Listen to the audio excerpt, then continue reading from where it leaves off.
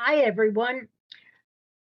This is Robin Kessler, and I have already interviewed Denise and Jade, and now I'm going to interview Bekki for treasurer. Hi, Bekki. As you know, I am a clinical aromatherapist in good standing, and I felt it was important for you to see both sides of the coin and hear what each candidate has to say. So I'm going to ask Bekki a couple of questions, and then she will give you her answers. Okay, Bekki. So here goes. Bekki, tell me what you've been doing your in your life. You don't have to go back to your birth, but tell me what you've been doing in your life, especially how it pertains to aromatherapy and what you're doing now in the present. Okay. Well, thanks for having me, Robin. I'm excited to do this. I appreciate it, the opportunity to get myself out there because I know it's being a small business and in a small community, there's not much opportunity for me to speak to everybody. So I appreciate you allowing me this interview and requesting to do it with me because it really means a lot and it's super helpful. I appreciate that. So, I'll start with just little things about me and move into the present. I grew up in the countryside. Uh, my childhood was playing in the woods. I, we lived. Our house is right in a woods, and in the woods, there's this huge rock cliff, and that rock cliff is, we called it the ledge, but it's actually the Niagara Escarpment, which runs all the way to Niagara Falls. Kind of cool. So I would play in the woods, and I was, in my mind, a famous archaeologist. So I took an interest in science type stuff and nature my entire life since I was a little kid. In the springtime in the woods, we had these beautiful flowers, and I don't know how many of you have them around, but they are called trilliums. White, three big white petals on a flower, and they would pop up and be one of the first flowers in the springtime growing from the forest floor. Well, I wasn't allowed to pick them, but my mom would let me pick one because it's obviously a wildflower and we weren't allowed to do that. So, so I would go into the woods and I'd look at all the trilliums on the ground and I'd pick the best one and bring it home and put it in a vase.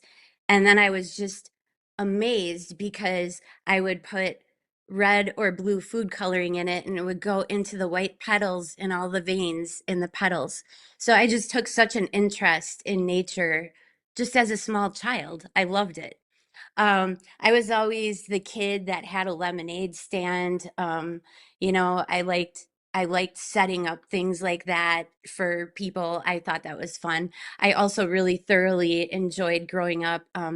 Music, playing piano. I took piano lessons forever. And oddly enough, one of my first main experiences with aromatics, my grandma would go to a department store and she would give me all the little perfume samples. And she'd bring them home, and I was probably like 13, 14 at the time. And I made a list in a notebook, and that list had every perfume that she gave me by name, what it smelled like, and my rating from 1 to 10. 10 being good. So I did that in a notebook. I must have had 100 perfume samples listed in there. It was just an interest that I had. And I was young. So I really always kind of was drawn to plants and aromatics growing up. In college, I was originally a biology pre-med major. Um, I had 2 semesters left, and I was working at the time in an environmental science soil testing lab that tested soils for contamination. And I didn't enjoy that sort of lab work type thing. So I just decided that that wasn't the field for me. So I switched majors to music education, and I got a degree in K through 12 general music and chorus. I immediately got a job after college, and I started teaching fourth through eighth grade general music and choir. And so that's just what I did. I did that for, I think, 12 years. Um, During college, I also got into organizations. Me and a couple gals started a on-campus organization where we wrote bylaws, got members, and that existed for a couple decades at that college after we had left. So that was kind of interesting.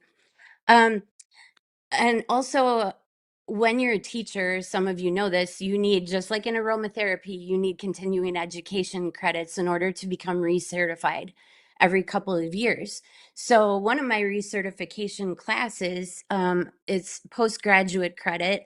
I went to UW Stevens Point for a week, and I did a course in governance, bylaws, leadership. So that was really interesting, and how, my whole life I've kind of been doing and playing with all of this. Um, then I was approached while I was teaching school by a friend of mine who asked if I was interested in starting a children's theater with her. So I directed a lot of musicals for kids, and it was really successful. My friend left the organization and turned it over to me. I took over as president. After a lot of years of that and a lot of children, I love that part of my life because I just loved knowing that I helped so many kids. That was just so important.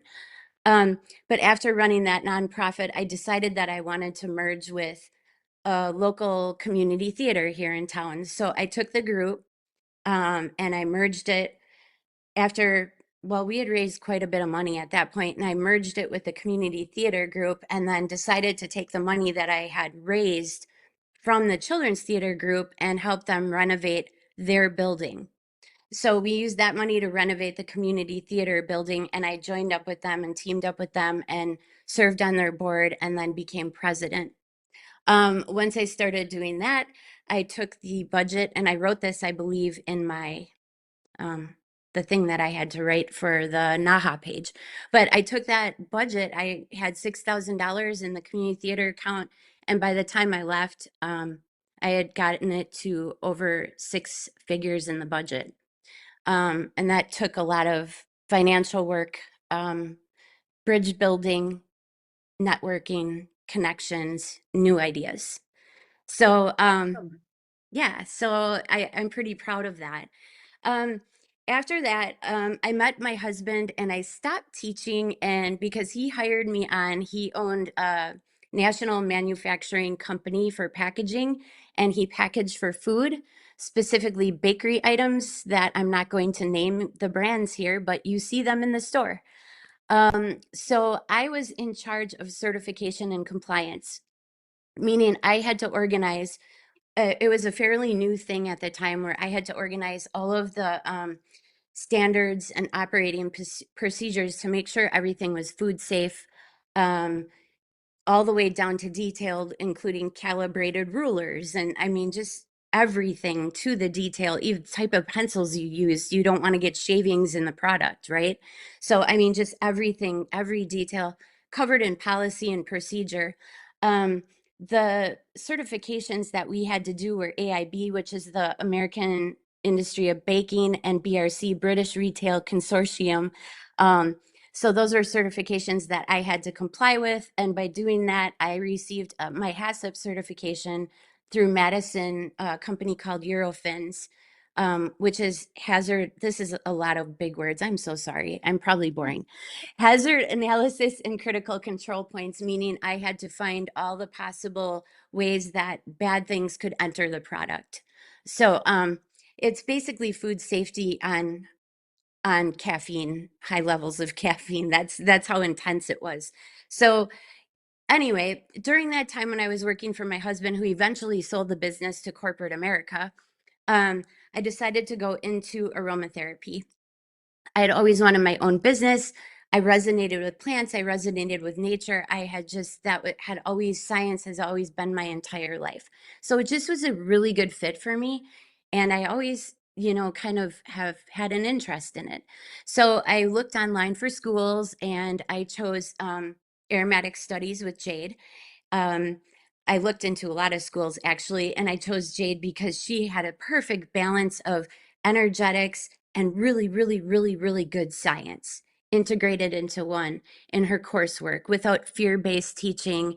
Um, Her video was just calm, collective, organized, and very intellectual. So I really enjoyed those courses. I'm currently in level 3. I just need to I need to finish the anatomy and physiology, and I haven't put the time aside yet. So, anyway, that's what I decided to do. And I had always wanted to renovate a building, a really old building. So it all kind of worked together, and the stars aligned, and I found the perfect building. I fully renovated it, and it's where I have my store right now, where I sell my own aromatherapy products that I make. I don't use other people's recipes. I um, started in the store opened in October of 2020, and it was very difficult because back at that point, we didn't have big places, at least I didn't have connections to places that sold essential oils that were, certified, decent, had the paperwork, COAs, all of that, GCMS. Those are hard to find. You didn't just have, now you have companies all over the place that are like, oh yeah, we have essential oils in bulk, easy, and they're really good sources. Well, I had to find those sources on my own, farms, distillers in the right locations. So I met people that did a lot of the distilling, and I'm proud of myself for finding those people because I ended up with some really good, high quality products here. So that's one of my things I'm proud of.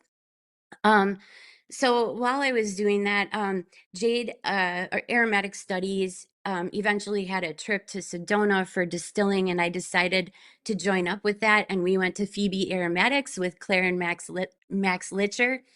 And we went there and learned how to sustainably distill things like pinyon pine, Doug fir, that sort of thing.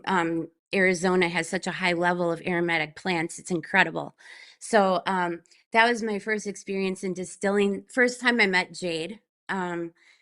Was at that course, and I met so many amazing people that I still talk to some today. Um, so then I took that home and then I learned how to distill myself. So I do a couple distillations a year of things that grow in my area in Wisconsin. And I do a little tiny bit of essential oil and some hydrosol and kind of incorporate it into my products. So I love doing that. What a great experience, though. Um, so then, since then, I've been involved in other nonprofits, one of them being my downtown Fond du Lac partnership. That's the city I live. And I was on the board for that for a couple years, and we work specifically um, sort of a go-between between the city government and the businesses on my street, on Main Street. And it brings businesses and government together to create events and what we need and things like that. So that was a really, really beneficial experience as well. I also operated on a board as a secretary. This was a for-profit business, and that board was working with over 7 figures every year. So I have the experience working with those things, budgeting, all of that. Am I an accountant? Absolutely not. Do I have a lot of accounting experience? Yes, I'm a business owner. Yes, I worked a lot with budgeting and money in the past. So I find that if you want to do a good job at something, you have to learn it. Whether even if you don't know every nuance about it at the time, you have to learn it. Because how can you be good at something if you're only in it 75%? If there's a problem in something that I'm dealing with in accounting with my business, I will go online, I will research it, I will learn everything I need to know about it until I figure it out and I do the right thing.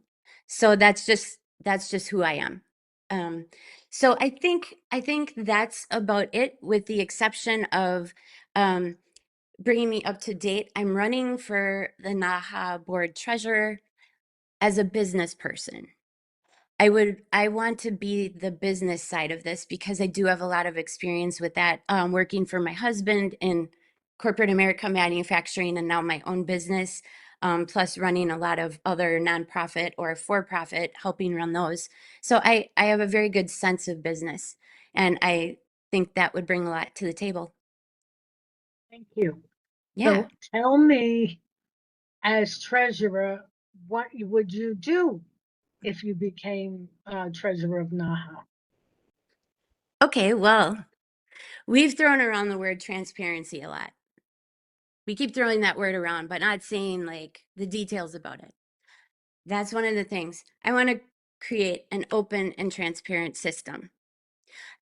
To me, that begins with annual reports.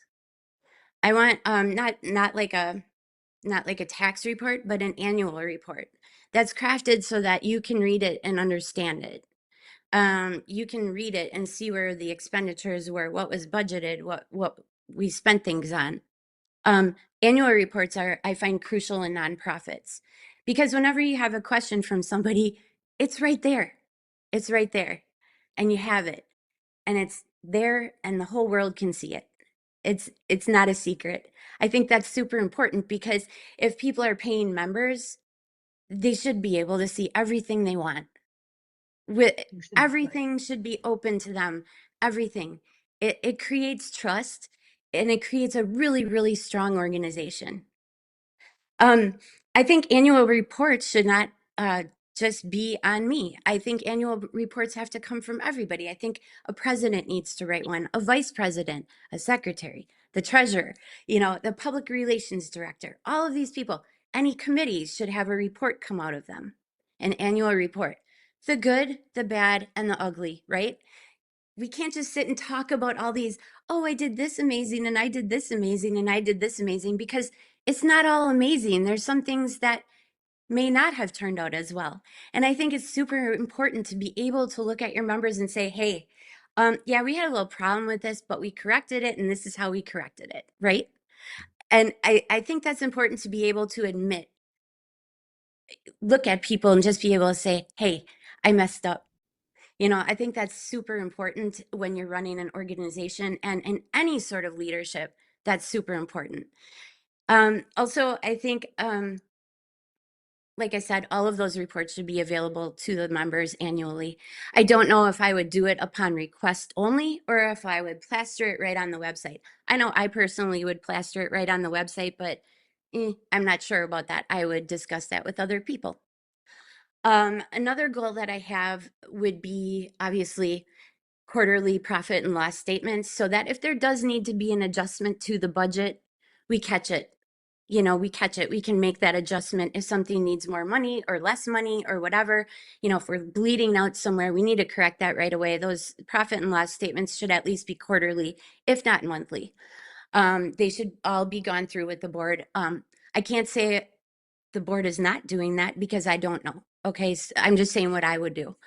Um, and then another thing that I think is super important, the boards I've been on have done annual third-party audits of their books. So basically, you have an accountant go through all of your stuff and do findings on things that might be holes, things that might have been done improperly or incorrectly, or, anything.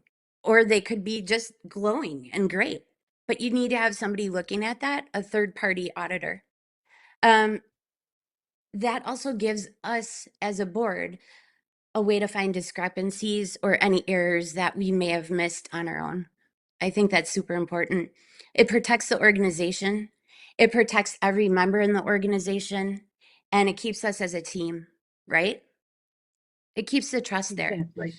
Um, I don't view audits by a government body, by a accountant that's someone's friend, by a third party auditor. I don't view them as attacking. I view an audit for myself as an opportunity to learn and to learn what I may have messed up on and what I may not have done correctly, because everyone makes mistakes, right? I think audits are a learning opportunity and a growth opportunity. And I think it's an opportunity to be accountable to everybody. So I don't see audits as bad.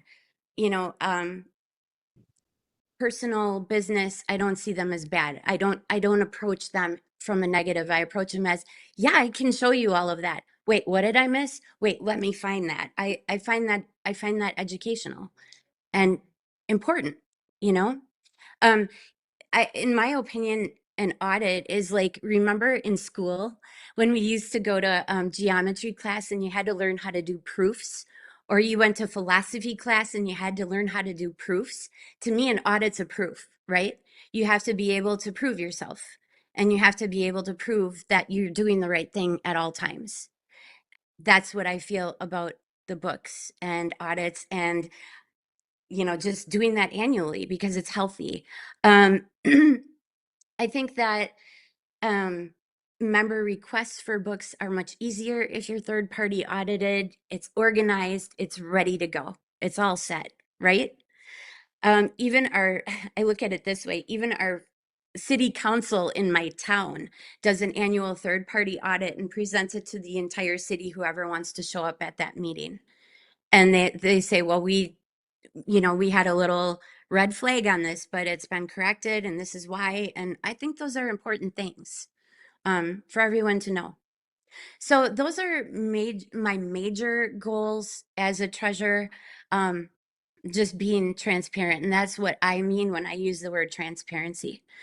I also have goals as a board member too, not just a treasurer. So I can go into those two. Do we have time? Sure we do. Okay, awesome. So my goals as a board member, um, I think there needs to be more engagement with more committees. I see like there's opportunity that is not out there. And I would love to see more volunteer communities from everywhere, from all over the world. That's like, that would be amazing to me. Like for example, public relations committee, like our Bobby Mercedes running for the public relations officer. Wouldn't that be cool if she had a committee to help her come up with creative ideas to work globally on public relations? How do we bring more people in with public relations, right? I think that would be a great committee. A convention committee, excuse me, a convention committee, that's obvious. I don't know if there is one. I can't say that I know. But if there's not a convention committee, let's have one. That'd be fun. The more the merrier. Come on in. Let's make this happen. Let's make it bigger and better, because the more people you have involved, the more ideas you have, the more creativity you have. It just makes things so much better. Remember, I'm used to directing musicals, so I bring a whole lot of people together to make all the pieces work. That's my thing. Um, Sponsorship committee. I feel that we could do so much with sponsorships, be it at a convention or, even just smaller like online events. There can be sponsors for that to generate more income to help with some of the expenses. Um, and also, the director coordinator should have a committee to work with. That's a whole lot of people to coordinate as a director coordinator. That's a whole lot of people. So I think new ways to reach our directors, new ways to get our directors excited to trickle down to all the stores like me or a massage therapist or whatever, that all stems from there. That needs a committee to generate excitement, generate publicity, get it going, get it going. We need to get it going. We need to reach out. So those are some committee ideas that I have. I always find that if you surround yourselves with talent on a committee, you'll only find success on your team. That's all you'll find. When you surround yourself with talent, you'll find success. Um, Another thing that I think is really important, I want everyone engaged if I'm on the board. I'm talking every member. I want every level. I want every type of membership engaged. I want everyone to find something valuable in the organization.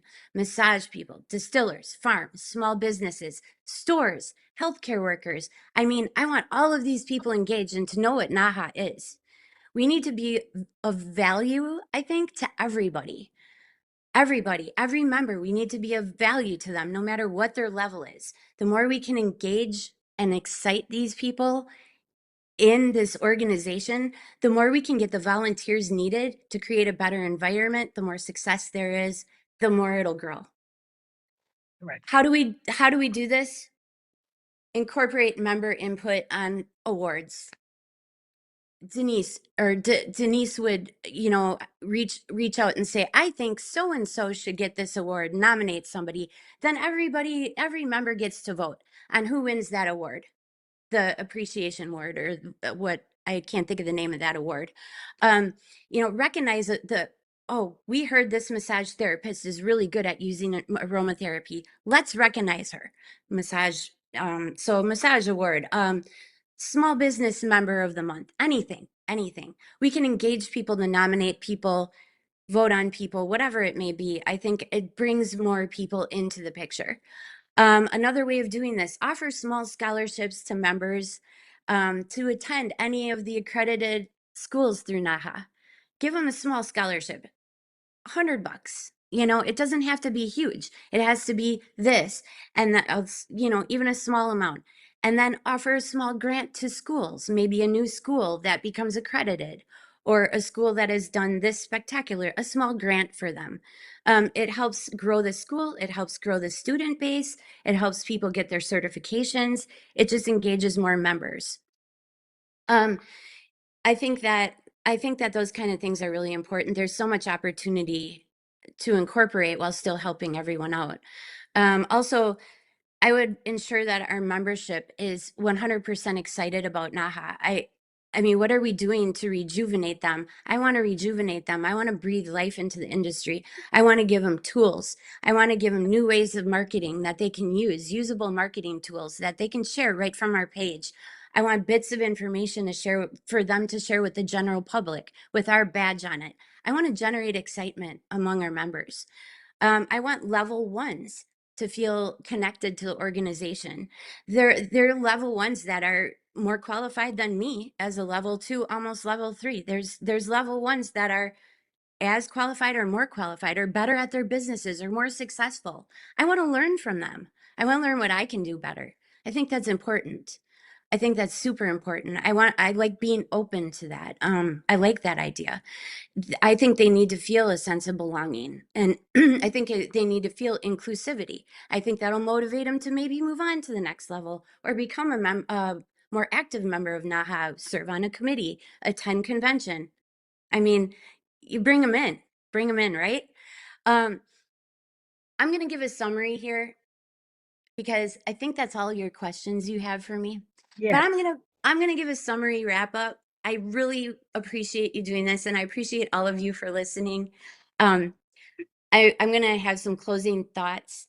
NAHA, if I am on it, I can't contribute to research which moves aromatherapists forward, nor can I accredit schools if the majority of my membership is forgotten or slips through the cracks.